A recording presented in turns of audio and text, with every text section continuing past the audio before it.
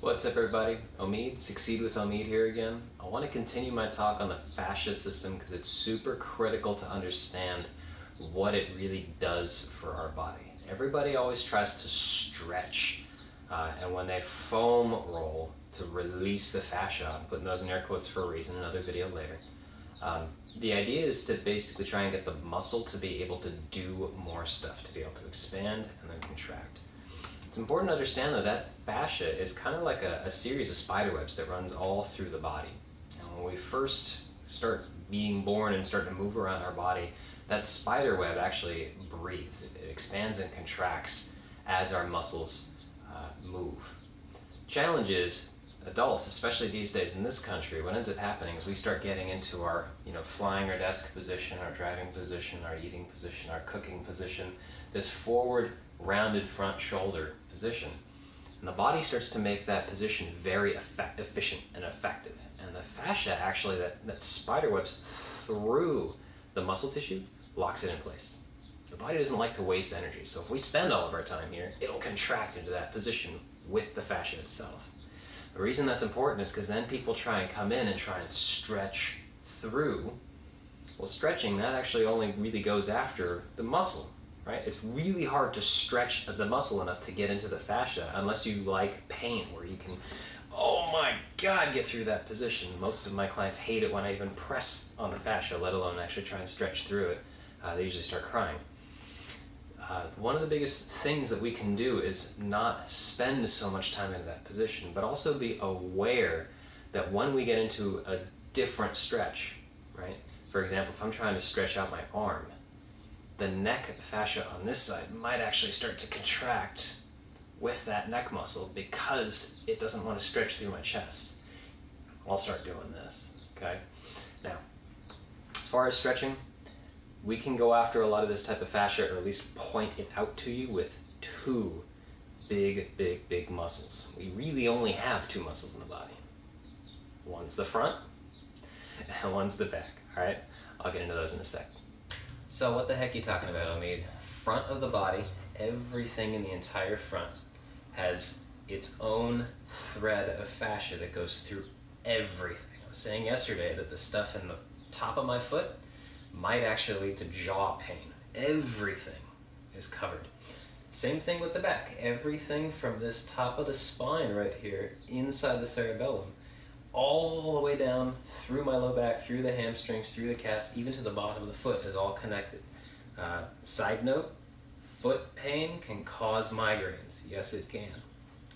Anyways, easy way to figure this stuff out is just a simple forward bend, but slow it down. It's not about touching your hamstrings. It's about getting the entire back of the body to stretch, or at least attempt to, and this will help you figure out if you have any areas that are really having trouble actually feeling the stretch. So I'm going to grab my head and I'm literally going to tip it on this top bone, the skull bone right here, where it intersects with the spine. And I'm going to keep my chin tucked, round the shoulders forward. And what I'm trying to do is I'm trying to stretch the entire backside. So I'm going to round one bone at a time as I come down. Right about here, this is where most people get stuck because their chest is tight in the front and it causes them to fall forward here. The other big problem area is here in the back of the neck. People's heads like to come here. So what will happen is they'll start to come down and they'll do this. This will tell you a lot. Most people need to foam roll the heck out of their traps. Get breathing into the chest. I'll cover this in a separate video. But down, all the way down, shoving the hips backwards as I contract my abs to get through this. All the way down, all the way down. A slight bend in the knees is okay. You'll still get those hamstrings, glutes, low back. All the way to the floor.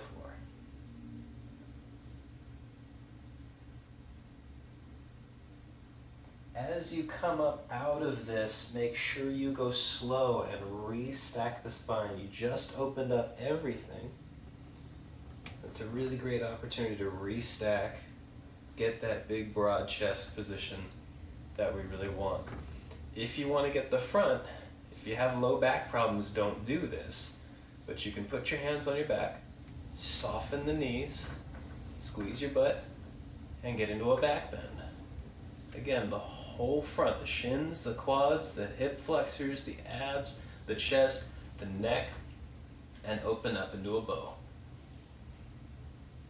The most important part about this, open the jaw, the mouth, drop everything. Yeah, these mouth muscles all here, the jaw muscles, are actually connected to all this fascia, and I want to open up and breathe.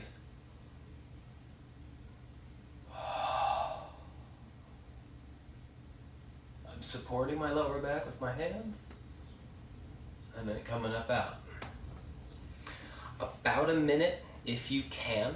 Otherwise, you can do this in 10-15 second bursts, each one of these guys.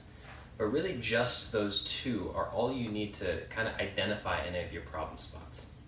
Last tip I have for you when doing both of these stretches, and something to understand about the fascia, it's not stretching muscle, but we can use the muscle to get into the fascia a little bit easier. Whenever you're stretching, regardless of what you're going after, we want to be breathing. But when we breathe, the muscle inflates. It does. Little bits, but it does. What happens is, again, that fascia actually spiderwebs through the fibers.